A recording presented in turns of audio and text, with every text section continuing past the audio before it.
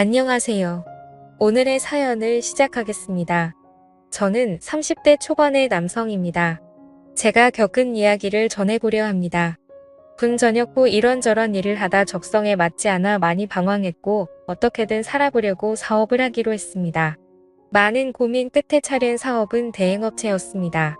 사업이라고 하기도 참 애매했지만 수입이 없던 저에게는 선택의 여지가 없었습니다. 대행업체라고 하면 주로 다른 사람 대신 일을 처리하고 보수를 받는 것이 주 업무입니다. 보통 하객대행 알바나 상견례식 부모대행 역할 등을 생각하면 크게 어렵지 않을 것 같습니다.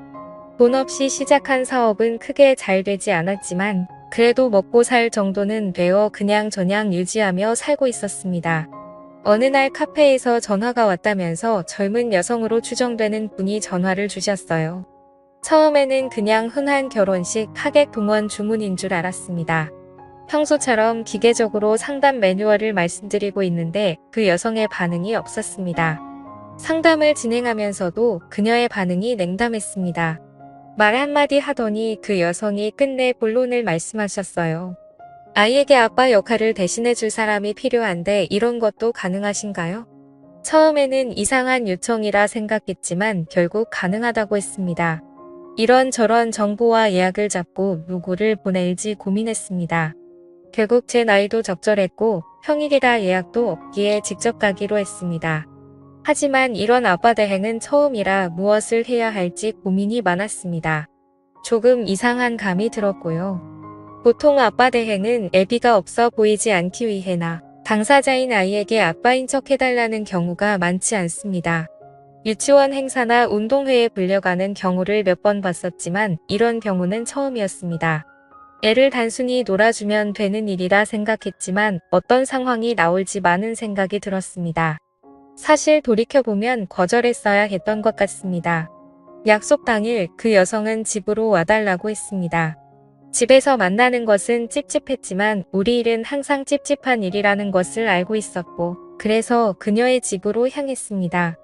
집에 도착해 벨을 누르고 기다리니 모녀가 커플룩으로 흰 원피스를 입고 저를 맞이하더군요. 아이는 대략 5살쯤 되어 보였고 아이의 엄마는 저보다 3살 어린 여성분이셨습니다. 처음 보는 아저씨가 등장하자 아이는 뒷걸음질을 하며 엄마 뒤로 숨더군요. 그럴 만도 했습니다. 그러자 그 여성분이 말씀하셨습니다. 영리야 아빠잖아. 사진이랑 똑같지. 인사해야지. 뭐해? 아이는 그래도 많이 부끄러워하며 엄마 뒤에서 몸을 감추며 얼굴을 붉혔습니다. 그러자 갑자기 그 여성이 저에게 고생했다며 호응을 하였습니다. 오는데 힘들지 않았냐며, 밥은 먹었냐며. 지금 엄마가 껴안고 친한 척을 해주니까 아이는 저에게 다가와 다리를 감았습니다. 이런 식의 역할 대행은 해본 적이 없어서 정말 당황스러웠습니다. 이런 건 애인 대행하는 놈들이 전문인데 전 그쪽 분야가 아니라서 복잡한 감정이 들었습니다. 그냥 엄마 아는 삼촌인 척 하루 놀아주면 될 줄 알았더만 진짜로 아빠가 되는 거였네요. 이 여자도 대책 없는 게 내가 누구일 줄 알고 애랑 단둘이는 집에 들여서 아빠 행세를 하란 건지 여자 나이가 30에 얼굴도 몸매도 상당했습니다. 요즘이 어떤 세상인데 겁대가리도 없이 이런 일을 벌였는지 걱정이 되면서 연민도 가더라고요. 저는 이 상황이 당황스러워 혼란에 빠져 있는데 아이는 연습한 노래와 율동으로 생전 처음 보는 아빠에 대한 환영식을 마무리했습니다. 정신을 차려보니 식탁에서 밥을 먹고 있었습니다. 먹는 둥 마는 둥 식사를 어설프게 했고 아이가 눈치채지 못하게 애 엄마를 안방으로 불렀습니다. 화가 나서 불었습니다. 저 아이한테 진짜 아빠인 척 하란 건가요? 그냥 하루 놀아주라면서요. 엄마 표정이 복잡해지더군요. 전 애랑 놀아줄 아빠의 역할이 필요하단 말을 그냥 애 하루 봐줄 남자가 필요하단 의미로 이해하고 왔으니까요. 굳이 사정을 듣지 않아도 지금까지 상황을 봤을 때 뭔가 기구한 사연이 있는 것 같아 보였습니다. 아이한테 진짜 아빠인 척 능숙하게 할 자신도 없지만 뭔가 재짓는 기분이 들었습니다. 원래 일을 할 땐 내가 수행할 역할에 대해서만 듣고 끝내지 구구절절 의뢰인의 사정까지 캐묻지 않습니다. 너는 왜 인맥이 이렇게 협소하냐? 결혼식에 와줄 사람이 그렇게 없냐? 너 사기 결혼이냐? 이딴 거 절대 안 물어봅니다.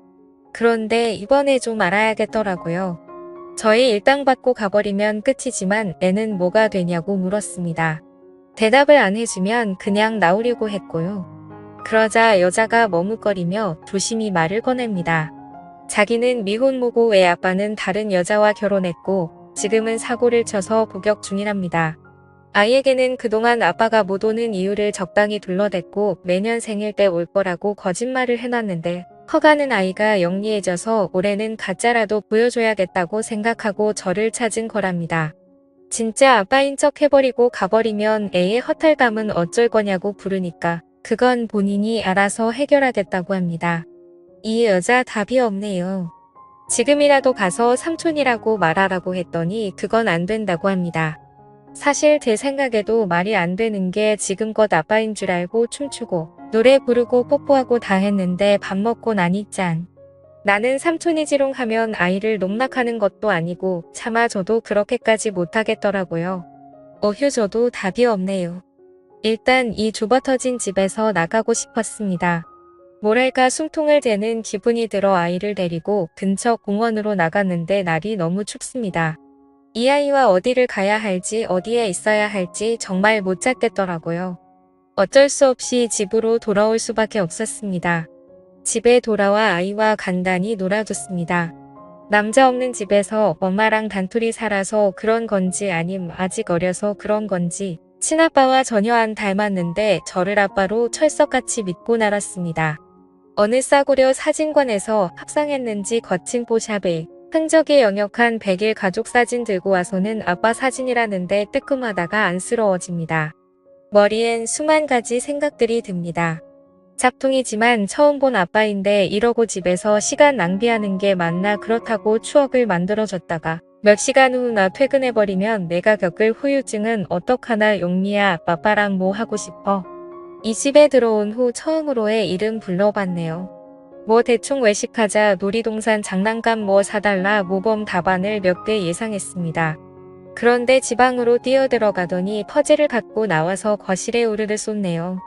퍼즐 맞추자고요. 이건 딱 봐도 초과급 무사이즈였습니다. 엄청나게 큰 퍼즐이 무려 3개네요. 아빠랑 맛있는 거나 먹으러 나가자고 아이를 회유했습니다만 꼭 퍼즐을 맞춰야겠답니다. 빨리 여길 벗어나고 싶은 마음뿐이었지만 어쩔 수 없이 묵묵히 퍼즐을 맞춰줬습니다. 백설공주가 반쯤 완성됐을 때 아이가 갑자기 발로 퍼즐을 차며 파토를 냅니다. 당황했지만 뭐 별 수 있겠습니까? 상냥하게 고객이 오케이 할 때까지 다시 퍼즐을 맞췄네요. 우여곡절 끝에 한 개의 퍼즐을 완성하고 두 번째 퍼즐을 거의 완성해갈 즈음 아빠 한 개씩 맞춰하고 아이가 화를 냅니다. 내가 손에 가득 퍼즐을 쥐고 광속으로 퍼즐을 완성해 가니까 퍼즐 조각을 빼앗아 가더니 제게 하나씩 건네줍니다. 빨리 퇴근하겠다는 일념으로 쪼그려 앉아 퍼즐을 맞춘 지 2시간 만에 처음으로 허리를 펴고 화장실에 갔습니다. 우리를 보고 손을 씻는데 욕조 안에 뭔가 보입니다. 세 번째 퍼즐의 핵심 조각들이 있네요. 머리가 멍해지고 먹먹해지더군요. 퍼즐은 핑계고 아빠가 못 가게 잡아두려는 거였습니다. 손만 씻으려고 했는데 눈도 씻게 되었습니다. 아이는 제가 갈 걸 알고 있었던 거였습니다. 제 조카들은 퍼즐을 다 맞추면 흐트러질까봐 건들지도 못하게 하면서 좋아하는데 이 아이는 무표정이었습니다. 욕조에 숨겨둔 퍼즐 찾아서 갖고 나오니까 아이가 저를 허탈하게 쳐다봅니다. 결국 모든 퍼즐을 맞췄고 저는 아이와 작별하게 되었습니다. 여자는 제게 연신 고맙다고 하더군요. 돌아가려 신발을 신는데 아이는 울었고 저도 눈가에 나오는 눈물을 닦아 했습니다. 눈물을 훔치고 아이를 안아주며 금방 또 올 거라고 거짓을 말해야 했습니다. 집에 돌아오는 길 돈은 벌었는데 기분은 좋지 않습니다. 그러면서 저의 5살 때 기억을 떠올려 봤습니다. 흐릿했습니다. 기억이 잘 안 나네요.